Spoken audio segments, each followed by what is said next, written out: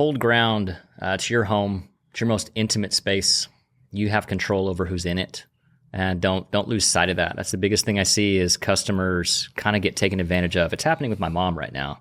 She was sold a roof from some damage, and the company that worked with her, they promised her coverage, and it sounds like the coverage they promised isn't true. Now she has a debt to pay, and she didn't know that she could shop out who was going to represent her, really.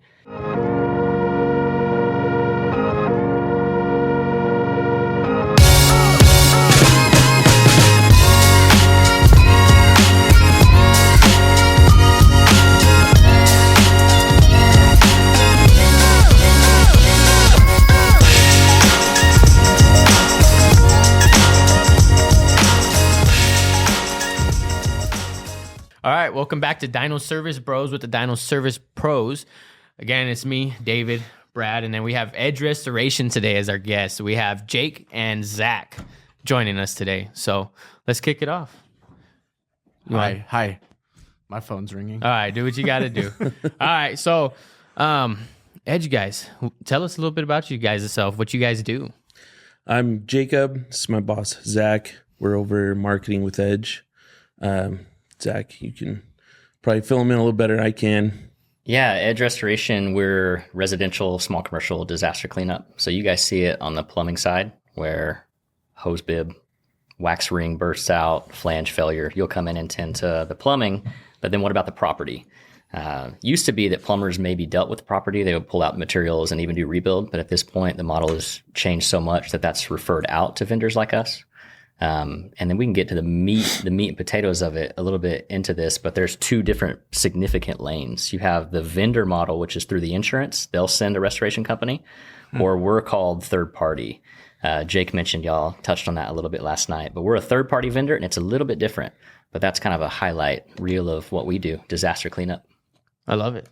See, for us as the plumbers, we don't touch that stuff. We could do all the plumbing, we can move water lines, all that good stuff. But when it comes to floods, that's if it's a water heater, right? For us, we're not the professionals in mitigating that. But we do know, we know like, hey, if we slam this water heater back up here, your drywall is all soaking wet, and then you have your OSB sheets underneath. We don't know how long it's been leaking or how bad it is. So we always tell them like, hey, look, either we're gonna temp install this, we could hook it back up, and then we have to come back and temp install this, or we get a mitigation team out here, take a look at it, let the professionals verify it and see what's going on, what you need to have done, so we're not going back and forth, right? So we know as plumbers, it's not our job. I worked for a company one time where one guy thought it was his job, and he ripped out the drywall, he ripped out all this stuff, and tried putting it back himself. We knew that company I worked for ended up getting sued. They won, I believe, but because the guy signed off on it all. But I'm like, yeah, that's not our job, man. We don't do it. Let's leave the professionals to do their own job, and we do our job. But there's pros and cons too. You have a lot of plumbing companies that won't refer because of that reason. They're like, I don't want to tie myself to that in any way. So there's a bit of an obstacle to kind of talk about the benefits of referring, and it is kind of a value add to have in your back pocket to go, I don't deal with this, but I've vetted this company. They're really good. They've got a great track record. They advocate for you. And then the trick is kind of letting them know, I'm all done on this job. Your new point of contact will show up. Because sometimes these projects can drag on a couple of weeks, and they need to know who their new point is, because you guys shouldn't be getting calls from now our customers, right? Yeah. We have failed if you're getting callbacks going, Brad, where's my rebuild? I don't know. Your plumbing's done. I don't know. yeah. You got a new toilet. You're good as far as I'm We concerned. finished. Good luck. Yeah. And that's the biggest thing for us, like for us, it's business relationship. For me and Brad, like it's a business relationship for us. But we, being plumbers, people think we're like a jack of all trades. We do a little bit of everything, which we kind of have to, Yeah. But when it comes to this, like we just want somebody, if we're going to refer, if it's drywall, mitigation, painting, whatever it is, like we vet our guys, we'll bring them in, let them do a job, and then we'll go back to customer. Hey, how did you guys think? Like, how did this all go? Because we do it ties to us. If we give a bad referral, well, then that's back on us, right? So it's like, well, why'd you guys refer them? They did this, they did that. And we went through, we've gone through so many in the 5 years I've been plumbing, like we've gone through so many mitigation teams in general, just because it's like, starts off good, you know, and then you get some of the scabby guys show up and they just start ripping people off. So it's like you know, when it comes down to you guys, like we've used you guys for a long time now, and we do the same thing. We'll call customers still to this day. Hey, how was it? Yeah. Just so they know we're staying in touch and that they're happy, and they're like, it was great. These teams are amazing. You know, they did a great job and they're happy. We're like, cool, because we want to make sure our name is being held, you know, at a good, high standard. Cause the restoration industry. So we'll say restoration, mitigation, disaster cleanup. These are all kind of, they mean the same terms. It has a black eye. It's an industry that does have a black eye because you have insurance fraud. That's a very real thing. You've got plumbers that'll say, hey, I know the fail point was at this part of the home, but this is one of my best customers and they had some issues over here. Can you tie that into the same claim? And companies out there are doing it. And that's where we have really tried to change the game and go, we play by the rules. We're trying to be in business for a long time. A lot of communication, a lot of collaboration. We're trying to get 5-star reviews for your company as well. One thing we like to do is when we come in, I'll say, hey, I'm Zach. David's all done here. How was he? How did that go? Oh, David was awesome. Awesome. If you don't mind, go leave him a review. Because when I'm all done, I want to earn a 5-star review from you as well. So you start to kind of sprinkle that in early on just to help, again, change the game. It's got a black eye in the industry, and I think there need to be more good, honest, ethical people in this space helping both of us retain customers, because we'll get callbacks. Most people don't have multiple floods in a year, but it can happen where they have another one a year later. They'll call us back to say, hey, we had another one, help. And if you got us in that home originally, we're going to call you too. So now it goes back and forth where it's like, hey, we got back into this home. They need some plumbing. You got us there. So this is yours. They're ready for you. So do you guys deal with the insurance directly? We do. It's the relationship between you guys and how it's conveyed from problem to solution with them. Yeah. Yeah. So you're the customer. We come to your home. You had a ice maker line failure, which is super common. We're going to sit down with you. We'll pull up your policy and actually show you in your policy why it's coverable, where it's proven to be coverable. We'll open the claim with you right here. Like literally, this is the setting we're writing. You'll sign a work off that says we're allowed to bill your insurance, and we hold your hand through the whole process. So it's a lot of hand holding, a lot of true advocacy. Sometimes claims get denied. And so it's up to us to kind of tell the adjuster, hey, here's why that denial doesn't stand. And we're like quoting the S500, which is like the drying standard. That's another sweet spot on this, is that it's truly a science. Like how you dry property is scientific, and there's formulas for how many DHUs you set and how many air movers you need, and it's pretty cool. That's a lot of knowledge you got to get into. That is. That's a lot of education. What I do want, I guess, the people to know, right? For you guys, like this is what I try to tell like homeowners, you know, customers of ours, is because they'll call their insurance company and they're like, oh, we'll send our guy out. We'll send our restoration team out. Tell the people why it's more important, which for me, I'd imagine it's more important, right? Why you should call your own restoration company, whether it's a plumber referred it or you just did your own homework and you went and found someone instead of having the insurance company bring their team of people out. Yeah. So all listeners, you as the homeowner can choose who's in your home. And that's a thing that the insurance doesn't communicate strongly. I'm trying to be careful. I don't want to make it me versus the insurance, because at the end of the day, these agents or adjusters, like, they've got families and they've got kids, and they're trying to do what they believe is right. We're trying to do what we believe is right. But at the end of the day, the insurance is a for-profit company. So if you have a claim on your home and they send a vendor, that vendor's goal is to keep the insurance happy, right? Now you have to think through, what does that mean? It could mean that they're billing less. Okay, well, if they're billing less, are they doing less? Are they doing adequate? Maybe not, maybe. Whereas a third-party vendor like us, we get to really, really advocate for that customer because we don't really care about keeping the insurance happy. That sounds combative, and I don't mean it that way. But what I mean is, again, there's a code and there's a science. And if it requires 2 DHUs versus 1, we're going to set 2. And if it needs 3 days versus 2, we're going to keep it there for 3 days. And then we use their own billing software, the insurance's billing software, to then bill the insurance. And it's a heavy bill. Insurance does pay a lot for these emergencies. So that's kind of the duality, is you have this insurance vendor, which wants to keep the insurance happy. You have a third-party vendor like us, which wants to keep the customer happy, but not just happy, also safe. Like, these are actual hazards in the home if they're not dealt with properly. Yeah, mold's a massive one. You know? And it's not like a lion in the corner of your house, right? Where you're like, oh, we got to get out of here. Yeah. It's less of the optics on it look less scary, right? Restoration's interesting. It is. I always enjoy it. I'm always like, well, and I say that because like why I think it's important. When I was younger, it was my first home. Me and my wife, we got into like a double wide trailer, right? It was our first house, just had a kid. We're like, let's just get out. Cause we were living with her parents. And so we're just like, well, we got to get out on our own, right? Just had a kid. We're like, we got to go. And we got into a double wide. It was up in Salt Lake. I left the house. We came down here to do some work I had to do. And then when I got a phone call that my house was flooding. So the insurance company called their guys out there. They did all this and that. But the problem was still at the end of the day, I came out of pocket for so much stuff that didn't need to be done. Because I brought in a separate mitigation team and was like, I just need you guys to look this over. I'm 18. I really don't know any better. And I just feel like I felt, because I had to come out of pocket. And it was a small home, and I was like 10 G's out of pocket. And like my insurance all of a sudden didn't cover anything.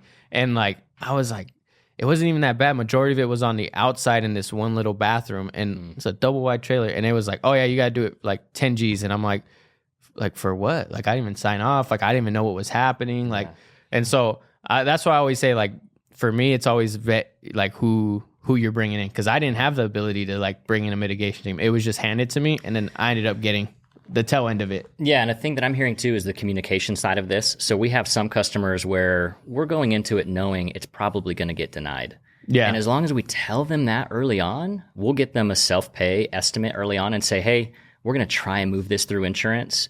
We've seen this get denied quite a few times. Here's your self-pay estimate just in case. Would you like us to proceed? Yeah. And that way, when they say yes and it does get denied, we've at least prepped them. And it sounds like you probably went into that with the expectation that like, oh, insurance has my back. We're good. Yeah. That and just like in general, I just like, they literally came in, they didn't say a word. They just, everything was out, ripping the house apart. And then we're at the end, we're like, oh yeah, they're not going to cover. Here's a bill. And I was like, huh? But it wasn't the thing. What we found out was this company was flopping names, right? They were doing this, flopping names, getting all this money, boom, boom. But then I had a different mitigation team come out at the time. I forget who they were. It was, it was quite a ways back, 8 years ago or something like that. Then the other mitigation team I had at that time was amazing, hands down amazing. And I was like, okay, like bad taste gone, That other company, I was like, they go kick rocks. But the new company I worked with, they were amazing up there. So I think a lot of people think it's just demolition. So you've got kids that get in trucks pretty early and they're like, oh, I know how to break tile. I know how to cut sheetrock. I'm just going to get going. But there, again, it's a science. There's certifications you can get. I've got a couple different water drying certifications. You're going to these classes and you're taking tests and you do continuing ed. It's just like, going to plumbing school, right? You're going to a trade school in a sense. And there are right ways and wrong ways to do it. And man, there's forums about water mitigation and you've got Facebook groups about it. It's like a real niche. The coolest thing I learned in the last probably, I don't know, not last, but maybe my first year, it took me a bit to learn. I always wanted there to be some sort of like apprentice journeyman master, just like you see in plumbing. And there is. So you can become a journeyman water restorer. You can become a master water restorer. And it's credentials. It's basically like time with certain certifications. And there's a list of certs that you need, and you need to have them for a certain duration. Super cool. That's quite cool. I didn't know that. I really just, even me, I just thought it was like, hey, you come in and if you know construction, you had your GC or whatever, and you just handled, Yep. So that's cool. I didn't know they had steps to it, which is nice because I feel like every trade should. Like, I mean, this is a trade, right? What you guys do, you're breaking down, putting it back, but also you're messing with mold and asbestos and whatever else is. Yeah, you're messing with like a plumber. Yeah, you're messing with so much stuff, and it's like, how are you containing it, right? What's the process to contain it or to keep it from like, right? You like cut into mold, you spread mold spores. So, what are you guys doing to keep that from happening? And if it's me, right? Like, I mean, now I know, but like if it's young David that doesn't know any of this stuff, I'm like, I just hack it out, whatever, call it a day.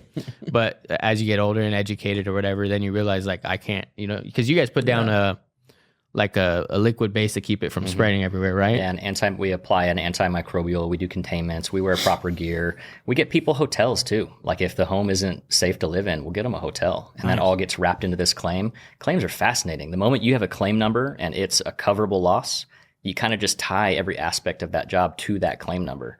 And then the reason I like that we can kind of finesse and work with the customer through the whole thing is agents will try and close that claim And it's like, well, the project's not done. There's more happening. Don't close the claim yet. Don't let them close it until we're completely finished with this. So it's the customer advocacy. I love being the third party vendor, and we chose to do it this way on purpose. So what makes them deny a claim? It's just not covered. Mold, for example, it's called a rider. You'll have a policy that you'll get with your home, and it probably doesn't cover mold. You can add that, and that's called adding a rider to your policy. With mold, it's often coverage up to a certain amount. So there's all these parameters. But if you, for fun, this is a weird way to describe for fun. Yeah. For fun, pull up your policy and read it. But you can pull up your policy and you'll look for keywords. I always tell customers when I talk to them, like, get familiar with your policy now, because one day you're going to have an issue and you should be aware of what's covered and not. So you can pull up your policy and do a keyword for exclusions, inclusions. Those are 2 keywords to look up. Do keywords for sump pump. Do a keyword for backup. Just do a few keywords and you'll find whether it's an inclusion or exclusion. So your policy details everything pretty well, and we'll pull up policies. We don't just go open claims cold. Opening a claim is just a bad look for your carrier, for you to your carrier. So we'll make sure that high likelihood of coverage before we proceed. Interesting. No, go ahead. Something I've kind of noticed. I had the background in plumbing, and then I came into restoration. I was just going to ask you that question. Yeah.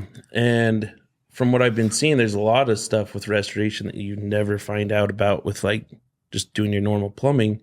I almost feel like it's something that should be introduced to like plumbing schools even, possibly, because there's a lot of it that we can work hand in hand with. Also, like, I felt really bad once I kind of found out too, these insurance companies look at how you write your plumbing report on these things, and it could be a pressurized line burst, but you're just saying leak. And so they're just like, they take leak as it's slow and the customer's not doing anything to take care of this. So they're going to deny you. And I definitely, as a plumber, I feel bad because there's a couple of them that I just said leak, and it would have been covered if I just used the proper verbiage. Interesting. Yeah. It's almost like by design that way. Almost. Yeah. It's a legal system. Like, those documents are legal documents. And so it really is. It's that way. I had some examples will be, this is really relevant to not only plumbers listening, but homeowners. It would be a shower pan versus a drain assembly. Shower pans are probably going to get denied, but a drain assembly could be covered. And as far as the homeowner, it's all in the shower. It's all right there. It's the same thing. Yeah. But to the insurance and to the language in their policy, it's different. Yeah. So who's the be all end all when it comes to who's saying what it was? It's going to be you. Right? Because that can be a tricky spot. So we can't diagnose. We can, but you're kind of the authority on what is the cause of loss. You're the licensed professional in it. So if you call me, hey, Zach, I've got a wax ring that blew out, I'm always going to ask you, how's the flange? I'm always going to, now I can advise and I can coach, and I don't do it in a way to try and get you to say something. I just want the true story. And sometimes we just have to ask some questions to get there. And if you're like, oh yeah, this flange is trash, I'm replacing it. Perfect. Write that up as a broken flange, not a wax seal fail. So just a minor correction in what we call it. Sewer backups are the same way. Hey, Zach, I got a sewer backup, whole basement's affected or whole floor plan's affected, whatever. I'm always going to ask, well, why did it back up? What's the cause of the backup? Was it a soft blockage? Was it roots? Was it a belly? Was it a collapsed drain? That's important for both of us. If you know why it backed up, you can sell the repair. Right. If I know why it backed up, I can compare it to their policy Right. and see if we have any leverage with insurance. See, that's smart. That's what I like. I've been learning that because, like, you know, you guys will like reach out to me and be like, hey, like, is it a pressurized line? You know, like, we have to reword that. Because in our writing, it's just like fix repair or fix leak in wall, you know, whatever it is. Like, we don't worry about that aspect too much because we don't work with insurance companies. We just don't. It's a headache for us, so we don't. Yeah. So we'll just, in our invoices, repair leak in wall, because it could be anything. It'd be a pressurized line, it'd be a sewer line. So we have a basic, you know, description of it. So like knowing that stuff and like coming back and rewriting it, I'm like, well, yeah, it's not like we're changing anything. It's just more of like, oh, it was a pressurized line that gave out, you know? So it's like, if that's the words that they want, now we know that, and we could do that to help them out if that's the case, you know? Yeah. So the knowledge is good. And like you said, I really do think it should be taught, just how we could help these homeowners out in situations where things go sideways. But the question is good though, because oftentimes people look at the adjuster as like the higher law on this whole thing. Yeah. but they aren't. They're always going to rely on what is the diagnostic. So from the beginning, you, me, and the homeowner need to be on the same page. Got to be using the same language. Your report has to reflect the same thing. We've had some where it was a coverable loss, but their office wrote up the invoice, and in their invoice, they used language that was inaccurate, and it caused the claim to get denied because the plumber's official statement on their invoice had language that was deniable. And I imagine once it's denied, you can't. You can reverse it. There's a process. It's a pain. The longest one I've seen take is 9 months. Little old lady. She had a water heater rupture. It was I won't say what unit it was. But she had a unit that ruptured, and the unit was warranted. So it failed and was replaced for free by the company. And a coverable loss across the board, but insurance in the photos, they saw rust on the unit at the top of the unit. And so they tried to leverage, well, this is an old unit. This is neglect. You should have been maintaining your water heater. But again, it was a fail. That's interesting. Yep. And so that was one where we had a case. We were able to say, well, hold on. Everything that we've provided you proves coverage or proves coverability, and you're denying it because of a photo. That has no bearing. And so it becomes a real battle.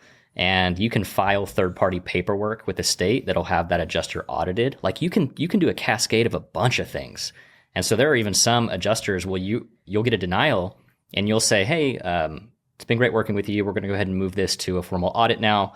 Thanks for everything. And they'll be like, well, no, hold on. We'll reverse the denial. It's covered.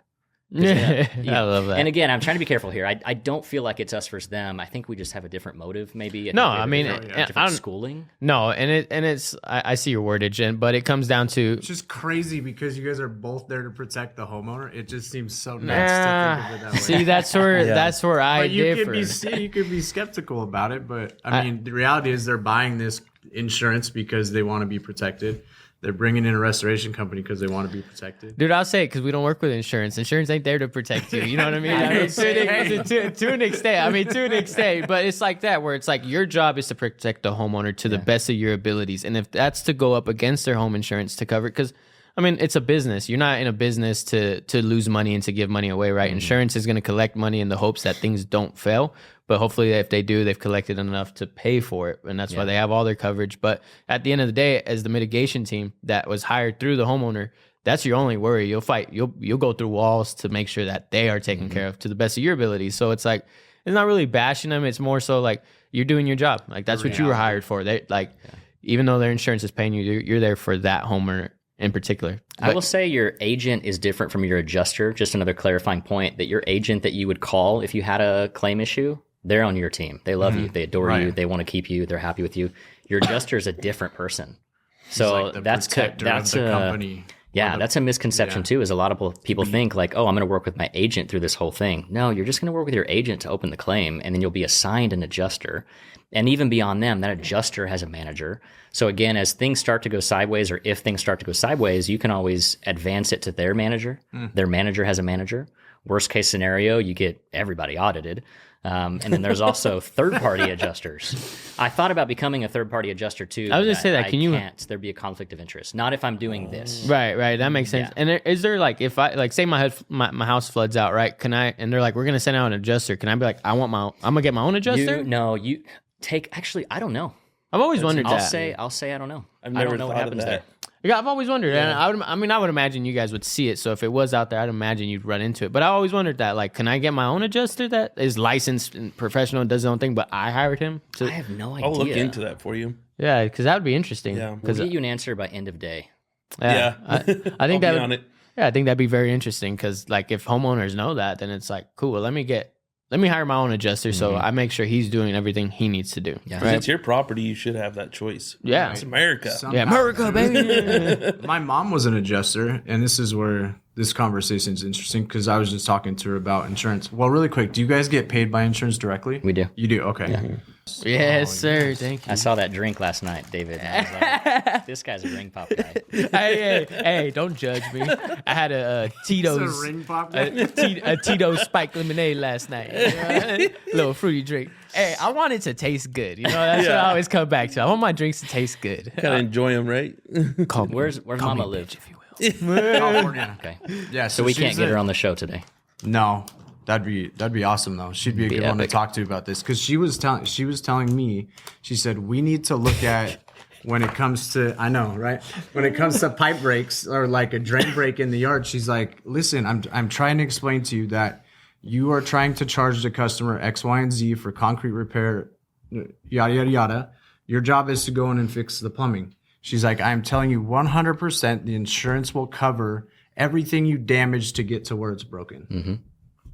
So that's going to be I've seen that. Kind of started changing my thinking about how we might approach some of these things going into the future, because there's a lot of big bills we push out there to people, and most of it is because of concrete repair or whatever else we have to damage to get to what we need to fix. A lot of this stuff, it really is what kind of mood was the adjuster in when they woke up. Mm-hmm. It feels that way. A lot of times it feels arbitrary and like, I'm not able to replicate results. I just had this covered and now it's getting denied. So with that one, what I always advise plumbers do is whatever access you have on your invoice, separate it. Just have it be separate, because always collect on it. Mm-hmm. You should still collect on that from your customer. What we can then try and do is get it reimbursed by the insurance. Mm-hmm. And if it's a separate line item, it just helps it make it easy for us to say, here's the total, here's the access, here's why it was needed. Yeah. But I don't ever even guarantee accesses, because sometimes it's denied. Yeah. Sometimes they do deny that. But yeah, if it's covered, it's covered. It depends on their policy. Yeah, of course, there's stipulations to it, but fun fact, something to look at. That's where I think Edge kind of shines. When I was plumbing, I'd used a few other restoration companies, and they'd come in, rip stuff out, and then they just leave the customer sitting there. And then they're like, good luck with your insurance. Our guys are actually going to sit down, go through the whole insurance process with them, help them through this, because we're comfortable with it. We know what's happening. We do this all day, every day. They don't. Mm-hmm. Some people, this is their first time ever doing a claim. Mm-hmm. And it can be very confusing and hard to deal with. Like like we were saying, the language that they use and everything, like even the homeowner can say one little thing that they might try and take that and use it against them. Mm-hmm. Not always, not to paint them in a negative light either. Like you're saying, like they still are the person coming in and paying for this to get done and done right, which is awesome of them. And I'll see that with homeowners. They'll be like, oh yeah, they'll call their adjuster. Hey, we got mold. I'm like, no. Wait, hold on, pause. Like, let's make sure the professionals know that that's the case first. Like, and that's where you guys come into play, where it's like, you're gonna be honest, you're gonna do your job right, but like I said, look out for them. So I always tell homeowners, just let your restoration team, mitigation team, like do their job, and because they are there for you. So it's like let they know what they need to talk about. Let them take care of it. They will call you. The adjusters will call you. Have you ever been called by one? Mm-hmm. Mm-hmm. So here's a good question they'll ask is, hey, Brad, when did this loss happen? And it's like, oh, geez. And the answer is always, well, the customer noticed it on this date, right? Because they'll also ask, hey, Brad, does it seem like this has been going on for a while? That's a question right there. That's a layered question where because they're looking for neglect in that question. They're trying to take some information from you and be able to build a story that will then allow them to combat our storyline. Questioning everyone in Utah. In Utah, they don't have to tell you they're recording the line either. I don't think. No, right? It's a one-way state. Yeah, so they could be recording the line and you don't even got to know. Yeah. So less is more. My default in this now is just be honest from the start, and then less is more. So, broken pressurized line called Edge out. They arrived same day. Yep. Bingo bango. How long has it been going? I don't know. I had a State Farm adjuster call me when I was a plumber, and this lady had a sewer leak going on in her basement, and she was trying to kind of fish out of me. She's like, have you been to this place before for the similar problem or anything? Like trying to find. I'm like, no. Like, that's an interesting question. And I just thought that was interesting of her to ask at the time, but then now I know. Probably my mom. Yeah. Did your mom she used have to work for State Farm? So. Oh, really? Oh, yeah. Gotcha. And I'm joking. Probably not. But it was just interesting questioning, and at that time I wasn't aware of how restoration worked at all. That they're looking for verbiages of any kind and whatnot, and so didn't think much of it. But now looking back, I'm like, she was trying to get me. Got. That's the question for you. What made you go from a plumber to go work in restoration? Yeah, what was, because plumbers poop. Yeah, there's a lot of good reasons why, but Tapping out from turd wrestling. yeah, turd herder. Yeah, like what was that shift? Because that's a massive career change from going from plumbing to mitigation. That's a massive It was total opposite of like what you're doing for a job. I fell in love. Honestly, this is my true answer. I'm not just saying this because I work for them or anything. I just fell in love with the people here. I got a really good vibe from everybody I work with. They all treat me amazingly. They treat their customers amazingly. And I've been trying to find somebody like that for a while to work for. I just feel like I landed right where I needed to be. Found a career, not a job. Yeah. I love that. I love just the personality of our company. Everybody's just happy-go-lucky. There can be out like 2 a.m. ripping stuff out. It's covered in sewage. And we're joking around, having a good time with each other. Like, that's who you're around more than you are with your family. So to have good people that you're around all the time, like, and don't get me wrong, I loved a lot of the people I plumbed with, but that's what definitely caught my eye with this company is just... Well, service plumbing, you're kind of left alone too a lot of the times. You're doing a lot of jobs alone, and it gets lonely out there. It's a stressful job, yeah, too. like it is. Like you go up against something, and it's like you're out by yourself till 2 a.m. Yeah. It's like there's no one there to help you. You're dealing with it because the next on-call guy is like, it's not my on-call day. Yeah. Tonight's you, figure it out. I'll deal with the next one. So, but that is good. It's like I say, like finding a career and finding a family. Because you're right. I always tell people that like you see these people more than you'll ever see your family in your lifetime. So it's like enjoy where you work. You want to love who you work with because. You're gonna see more of their life than you will your kids. So enjoy it. That's so true. So that's why I made that jump. I don't think I would have done that for just any restoration company or it definitely was a lot of the personality that I work with here. I love all these guys. So how'd you come across them? It was crazy. That lady I was just telling you about that had the sewer leak in her basement. I'd used a few other restoration companies in the past. They'd come in and tried to overcharge my customers, or some of them were like showing up in wife beaters. Like they just like, and I'm the one introducing these people into your home. Yeah. I'm attached. You kind of get attached. You already know you've used us. Oh yeah. Whoever we're sending in is kind of attached to your name because you introduced us into their home. And so I had kind of written restoration off. I was like, man, I'm done adding any extra drama to my jobs. But then I also felt bad because I was leaving these people with floods or a big mess to clean up and they don't know what to do.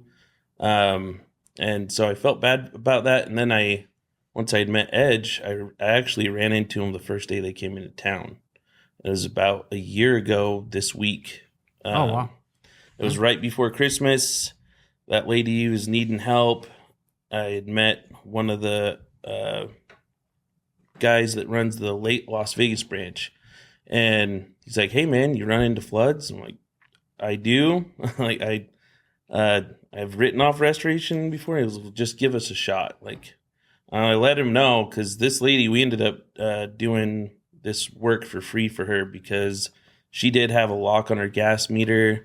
She was sleeping on a cot next to her fireplace. Like, she was not in a good spot. And I felt terrible. I can't just leave somebody like that. And she's got all this sewage just spilling out in her basement. She can't do anything about it. And she even got up there. She's trying to put tar on the pipes to seal it up and stuff because she didn't have money. She didn't want to call a plumber. She finally just broke down because she couldn't deal with it anymore. We got out there. We ran that through as a write-off. Did it like as a Christmas present to the community. And then Edge came in and they helped her with getting everything taken care of. And they helped her out for free on that one. And after that, I was like, wow, these guys actually do care. And so I started running more jobs through them from there and just fell more in love with them. Every job I was with them on and saw how well they treated people. So Nice. That's what you want. That's what you want out of a mitigation team. Yeah. Because it is I feel like it's the black sheep of everything, right? Is mitigation. People are always so afraid of it. So that's a company you want to work with. That's why we work with you guys because we haven't had complaints. People don't complain, and so it is good because you do get that. You do get some restoration teams that show up and you're like, is this guy a felon? No, you know, like there's some questionable I want you people going through my stuff. You know? Well, it is hard because it's like, you know, like as a service company, we're all about like our appearance. You know, you have the shoe covers, you know, button up shirts, whatever. So appearance is everything, and mainly when you're in a stranger's home, and most of the time it's women home alone.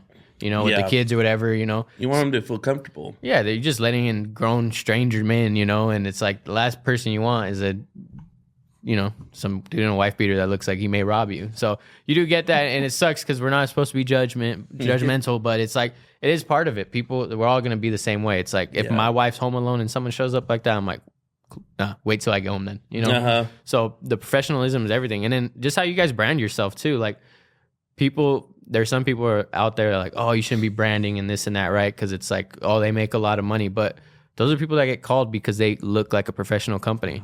I mean, look. You guys even got energy drinks, you know? Where am I? I'm on this one? I don't know where I'm at, but... It's our little business card to plumbers right there. Yeah, I'm like, dude, that's sweet right there. Yeah. Just leave them on... You guys just leave them on gas pumps, you know? Like, it's a good idea. It's a good little marketing. Right. Does it taste good?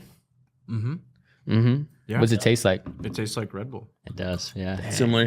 Yeah, I feel like it's like a similar. little less sweet, but a little sour added to it, and I like that. I don't like stuff overly sweet. I know I'm fat, but I don't like it all sweet, all right? I need this one a little less. No, this is really good. What do you think is like a big message that you guys want to get out there to the people? Like just in what you guys do, like is there any knowledge that you feel like most people don't know? Yeah, hold ground. It's your home. It's your most intimate space. You have control over who's in it. And don't lose sight of that. That's the biggest thing I see is customers kind of get taken advantage of. It's happening with my mom right now. She was sold a roof from some damage, and the company that worked with her, they promised her coverage, and it sounds like the coverage they promised isn't true. Now she has a debt to pay, and she didn't know that she could shop out who was going to represent her, really. And so that would be the 2 cents.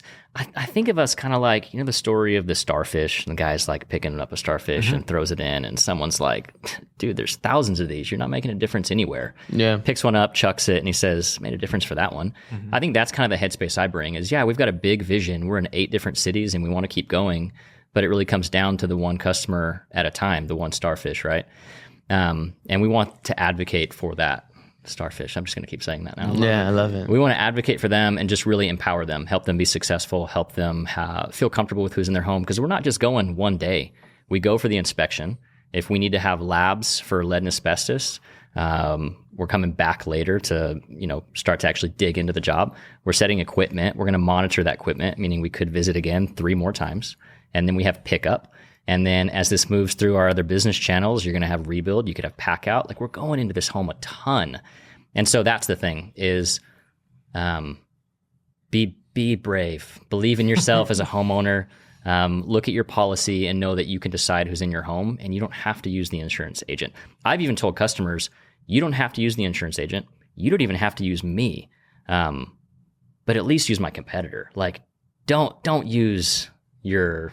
What they're going to give you. I feel like I'm making a lot of enemies on the truck in a truck on the adjuster side right now. Use them or don't use them, but just know that you have a right. You can choose who you have in your home. No, I love that. You have any questions for him? Yeah, what's like the worst situation you've come across? Ooh, that's such a good question. So I haven't been doing it long. I've only been doing this since June, but one of the ones I saw in town was very interesting. This lady had had a plumber come in, got a quote for a PRV, didn't like his quote, so she hired a handyman, the handyman came in and he tried unsoldering the PRV for audience pressure reducer valve, and caught the place on fire. And it was an apartment, and it was the sharing wall of the apartment because that's where all the plumbing is going to be coming up in, and got 4 units all in one go. So that's something else I guess I should throw out there. Edge, we do water mitigation, fire, we do asbestos abatements, mold, and biohazard cleanup, which is a very sad one, but it needs to be done. Somebody's got to do it. So I think I'd rather be a turd herder. Like, no kidding. On the So, biohazard side. Death, right? Yeah, I mean, like, there's a lot of we have a lot of elderly people around here. Unfortunately, sometimes somebody will pass, and it can be a while before they're found. And when that stuff happens, it's a very deep cleaning that has to happen. It's biohazard. Crazy. Yeah. These are all certifications. You got fire certs, you got water drying certs, mold certs, bio certs. All of these things are just different like schools of training to really do it the right way. Dude, that's crazy. I got my It made fire my stomach cert. turn. I'm not even gonna lie. Like, Really? You know, I was just like, oh, Yeah. that would suck, man. That would suck. Because it's just like, But you guys go in after the fact. They're not still. Yeah, in there, I right? mean, Okay, yeah. I'm just Yeah. checking. but No, still, yeah. dude, it's just like, man, that's just It's a weird one too because it's such a sensitive time. Like someone's just lost a family member, Yeah. whether it was homicide, suicide, old age, whatever it may be. And we're then going in and trying to make a sale, and it just feels cold and feels weird. I did digital marketing before I moved into this world, and I had a divorce attorney as one of my clients. And I was a fairly young married guy, and it's like, I don't know how I feel about divorce. I also don't know anything about law. Like, I don't know how to do this. And my silver lining, what I landed on is that divorce happens, right? And what you want is a good representative. You want someone in your corner that can advocate for you well. So that's kind of how I've like wrapped my mind around some of these more traumatic losses is, yeah, we'll make money in the process, but we're also good people and you need good people in your corner. So like we were just standing outside a lady whose truck caught fire in her garage and we're just across the street, just like, you know, ready to jump, ready to like go and try and make a sale. And it feels weird, but then you just have to come back to home and go, this lady has a need. Like if I don't offer the fix for her problem, that's worse. I'm just going to watch and walk away. Like, no, I got to try. yeah. Interesting. You just reminded me. I used to work for AT&T, and we'd get people that would call all the time. I need to cancel so-and-so's plan because they just passed. And the amount of trouble we'd get in for not trying to sell the customer on like DirecTV or other things was absolutely You think insane to me. Yeah. Partner just died. You know what I mean? Like, They do not care at all. But, you're like, yeah. It's great. It's like sales is getting shoved down people's throats so much anymore. I feel like things are starting to kind of change. It's like the less aggressive the approach anymore is actually sit down, talk to them, see what their needs are instead of just like, take this, buy this. Yeah. And people are just so sick of that anymore. We've had it for so long. I feel like it's starting to kind of see a change in things that way. I felt that this year too, like especially at the latter end of this year, I've really felt the change in that. Yeah. I took a sales class through Linux. And that's what they were saying. Like we're in stage like 4 of sales now, where it is that like we're 2 years ago we left the whole car salesman, and now it's the compassion and like really caring for the customer. That's what they want. Like you're the professional. It's like you just have to educate them and show that you care about it. You know, show that, you know, for plumbing, it's like, I get it. You had a leak and it flooded your house and now you got to deal with all of this. But since you're already dealing with it, like you have poly, like let's sit down. Let's really go over what that looks like to replumb your house while we're here. And it sucks. But if you show them compassion, you show them that you care, the money comes with it, you know, and it's like you're doing your job right. You know, it's not like you're lying to them. Like that's what they do need. You just can't be like, oh yeah, I don't care that your house flooded. You need this done. Like you need to repipe it or you're going to continue to have this issue. And it's like, you have to really sit down and be like, hey, I'm talking to my mom. I'm talking to family. You know, you show them that, you make them your friend. I had one customer call me the other day. Hey, like I changed this recirc pump on my house. We repiped his house, but he didn't want to do the recirc pump yet. So he tried doing it himself. And he's like, hey, I also started working at the golf course. You want to go golfing one of these days? Like, he's an old guy, you know, I think he's in his 70s. He's like, I just got bored with retirement. He's like, but I could bring a guest. He's like, so just let me know. Let's go golfing together. That's but cool. We make, like, over at Dino, like, that's what we really want out of this is make friends, you know, people that know us in the community. They see us out there and they come out and shake our hands, you know. That's cool. We don't want them to ever feel like they were taken advantage of or we're just car salesmen, because we do. At the end of the day, we care about them, but we still have to feed our family. So you just the happy balance. Yeah. I've known you guys for a little bit now, and I definitely have gotten the feeling from both of you that you're very caring individuals. Too caring. I'm too caring. You talk about doing free stuff, and I always tell Brad, well, we can't talk about this because people are going to take advantage of it. But I'm like, we do, Yeah, man. podcast. You guys do free stuff all the time. Yeah, dude. Like every time I'm like, because there will be that old little lady, and we're like, you know, she can't afford to do like certain things, and it's just her. She's widowed, and I'm like, all right, I'll do it for free. She's like, let me give you some. I'm like, you're good. So she'll give me like zucchini bread, you know, like or something. I'm like, hey, that works, you know, like whatever we could get away with, we do it, because that was the whole end goal for us working, for a big corporation that stopped caring like about the little people, because they're not here anymore. The corporations are elsewhere, whatever. And that's not a bash on them, because there are some great ones still out there. But some of them, it starts to become like the money. And it's like, we still got to remember, this is like St. George in itself is a small community. And these people, everyone knows each other. Like, you have to care, you have to be involved, or you'll get ran out overnight. So word of mouth in our world is huge. Massive. Yeah. Huge. Such Same an for us. underappreciated category of marketing is the word of mouth. And that ties into that. Like, you have to be so consistent. I've got, in my marketing game, there were accounts I couldn't win. And my whole thing was, okay, then it's a long game. I'm going to be in the market. I'm going to hold pressure. I'm going to uphold my reputation, and they'll call me. And it's happening. Nice. Oh, yeah. And it's like, okay, then we just play the long game. Granted, you got to be in a good place to be able to play the long game, because I think a lot of guys get pigeonholed and they need to just make a quick dollar, and that's when mistakes start happening, right? Yeah. So the long game it pays out. It just takes a little bit. Yeah, you gotta hold strong. Yeah, we live it. You gotta hang on tight. But We're in the long game. anything else you got?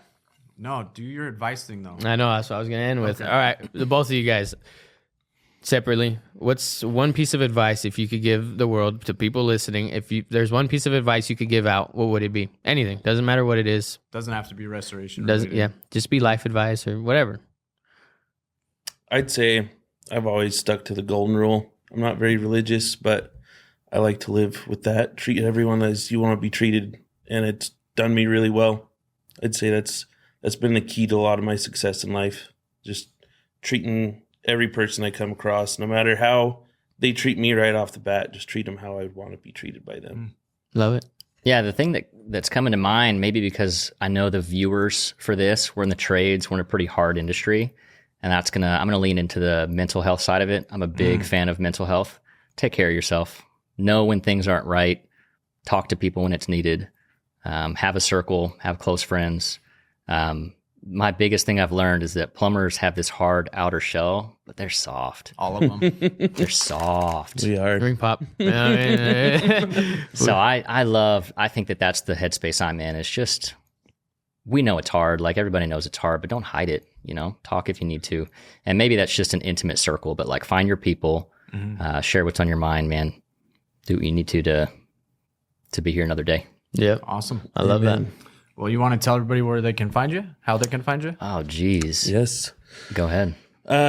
You can reach us. Here, let me pull out my card, get that hotline number out there. We've got a 24-hour hotline, 435-609-0950.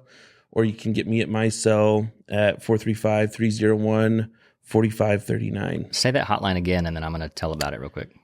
The hotline, 24-hour hotline, is 435-609-0950. So anyone that's got a flood or has a need or wants to start referring, reach out to us. We have probably 8 to 10 sets of eyes that are on that phone number. So when someone texts that number, I'll get a notification. Jacob will get a notification. Our dispatch team gets notification. We all see it. And so on the off chance that we're doing a podcast and can't take any calls, we've got the rest of our team that will dispatch that. We respond within 5 minutes. We're arriving to homes within 1 to 2 hours. 2 hours is a stretch. We'd love to be there faster, but we're Most quick. around here, from what I've seen, we've been able to mostly get there within an hour. Awesome. 30 minutes to an hour. That's huge, You love that. especially in a want it now society. Yeah. You guys can find us at dinoservicepros.com, on all socials at dinoservicepros, Spotify, iTunes. What am I missing? Everywhere. Oh, YouTube. We're everywhere. Everywhere. Man. Just Find us at everywhere. Dino Service Pro. Type it in Google, find us, or you can call us at 435-236-4568.